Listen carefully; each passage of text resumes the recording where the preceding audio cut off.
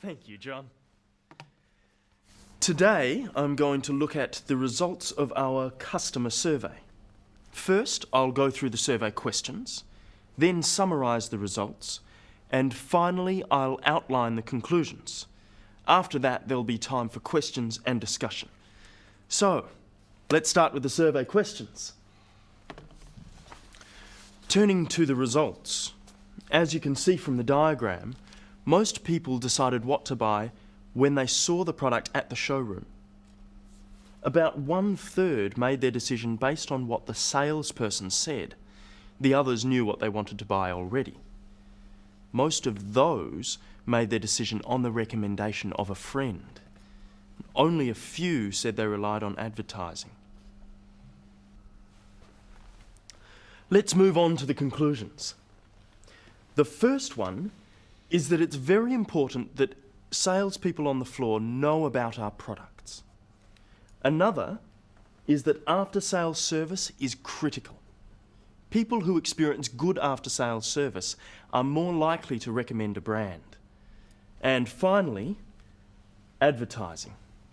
It's expensive, so we need to make sure we're getting results.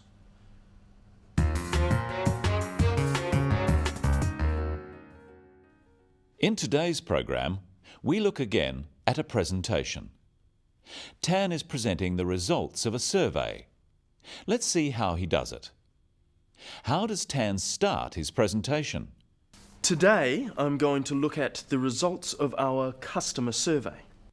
When giving a presentation, it's important to state clearly what you are going to talk about at the beginning. What is your topic? For this, Tan uses the future tense, I'm going to. He could also have said, I will. And instead of look at, he could have used other words, examine, analyze, review, discuss. After introducing the topic, what does Tan do next? First, I'll go through the survey questions, then summarise the results, and finally, I'll outline the conclusions. After that, there'll be time for questions and discussion. Tan outlines the structure of his presentation. There were 3 parts. Notice how he signals this by using sequencing words. First, then, and finally. The structure of his talk is introduction, then part 1, survey questions, part 2, survey results, part 3, survey conclusions. There's one more sequencing signal in his introduction.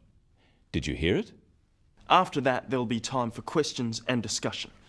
Even though Tan said finally he would talk about conclusions, he has something after that. This is because the questions are not part of his presentation. He's telling his audience that after he's talked about conclusions, it will be time to ask questions. So, sequencing words are very useful. They tell your audience how many parts are in your talk, and they can signal when you are moving from one topic to the next one. Sequencing words are words like firstly, secondly, thirdly, then, next, finally, after that, following that, and later on. Another type of signal can be used to show you are moving from one part of your talk to another. Here are 3 that Tan uses. Practice them with him. So, let's start with the questions. Turning to the results,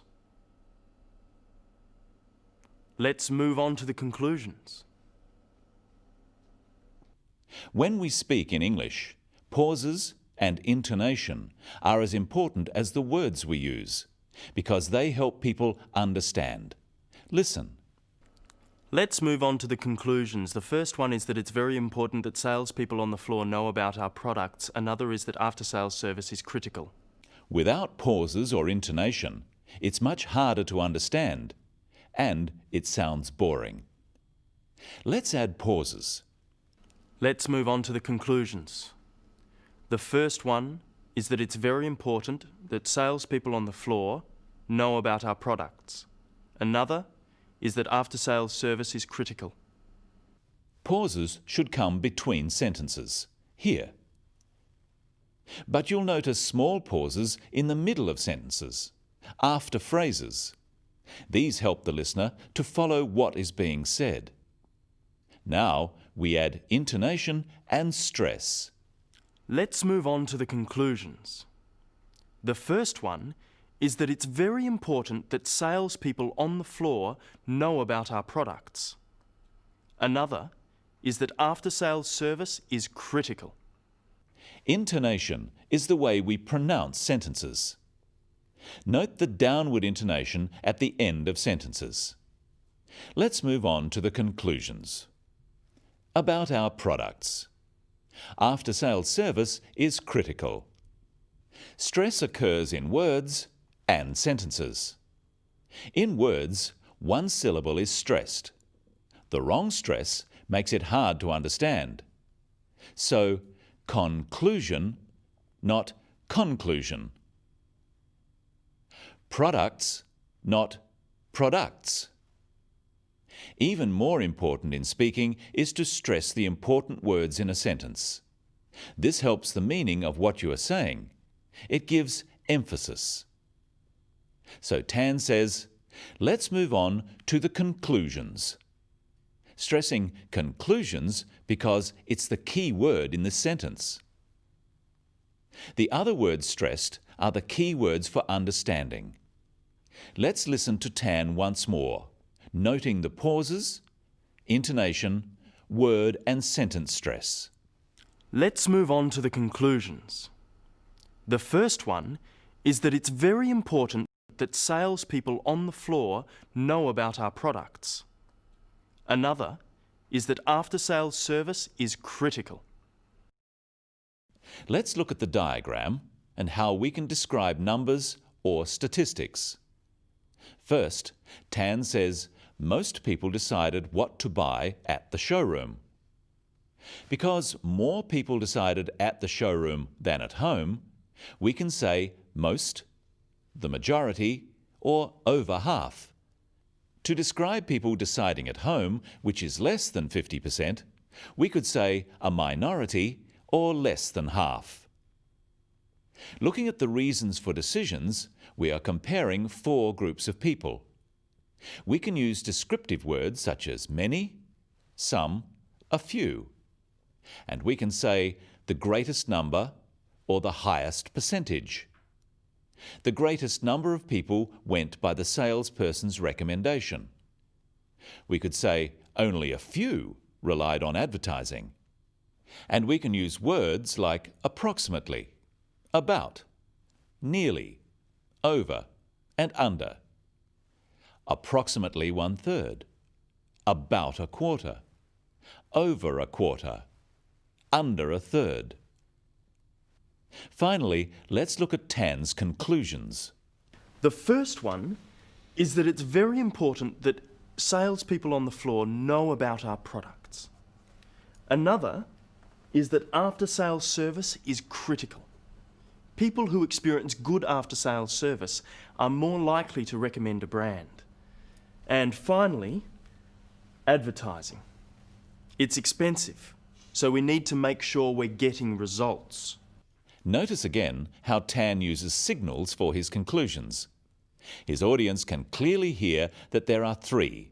He says, the first one, another, and finally.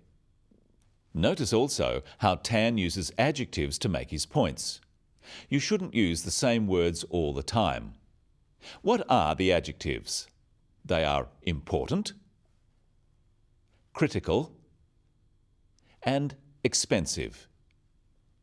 So to summarize, state your topic, outline the structure of your presentation, use signaling and sequencing words, pay attention to intonation and stress, use descriptive words and adjectives, not just numbers. And in conclusion, that's all today on the Business of English.